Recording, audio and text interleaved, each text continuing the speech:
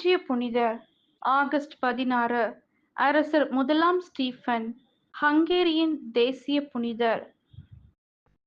பிறப்பு 969 கிரான், ஹங்கேரி. இறப்பு August 15 1038 Hungary பாதுகாவல்.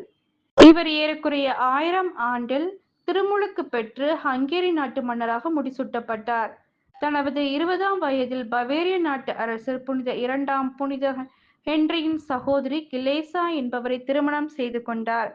தன் தந்தையின் இறப்பிற்கு பின் மாகியர் என்ற சாதியினருக்கு தலைவராக பொறுப்பேற்றார். தம் மக்களை ஆட்சி புரிவதில் நீதியும் நல்லிணக்கமும் இறைப்பற்றும் கொண்டு விளங்கினார். திருச்சபையின் சட்டதிட்டங்களை மிக நுணுக்கமாக கடைபிடித்தார். தன் நாட்டு மக்களின் நலனில் அக்கறை கொண்டு அவர்களின் தேவைகளை நிறைவேற்றி வாழ்ந்தார். இவர் அனுமதியின்றி தவித்த மற்ற நாடுகளுடன் தொடர்பு கொண்டு அமைதியை ஏற்படுத்தினார். தன் நாட்டு மக்களை இறையுணர்வில் வளர்த்தெடுத்தார்.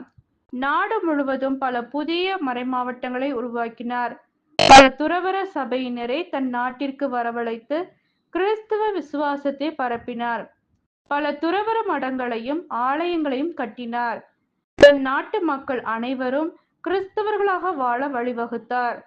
கிறிஸ்தவர் அல்லாதவர்களுடன் தொடர்பு கொள்வதை தடுத்தார். ஜபம், தவம் இவைகளை வளர நாட்டு மக்களை துறவிகள், குருக்களின் வழியாக தூண்டினார். ஸ்டீஃபன் தன் நாடு முழுவதிலும் பல குருக்களையும் கன்னியர்களையும் ஆயர்களையும் உருவாக்கினார்.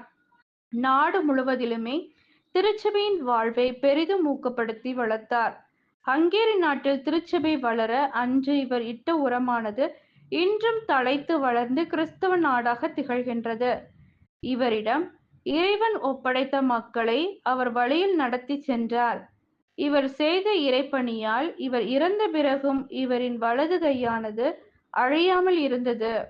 தன் வாழ்நாள் முழுவதுமே தாழ்ச்சியிலும் நீதியை கடைபிடிப்பதிலும் அமைதியிலும் மிகச் சிறந்தவராக திகழ்ந்தார்.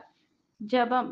முதலும் முடிவுமான இறைவா, உம்மையே முழு முதலாக கொண்டு உம்மை மட்டுமே தன் நாட்டு மக்களின் மையமாக வைத்து வாழ்ந்த புனித ஸ்டீஃபனின் அருஞ்செயல்களை நினைத்து உமக்கு நன்றி நவிழ்கின்றோம். அவர் காட்டிய இறை வழியில் அம்மக்களை நீர் எந்நாளும் உடனிருந்து வழிநடத்தியருள வேண்டுமாய் இறைவா உம்மை இறைஞ்சுகின்றோம். ஆமென்.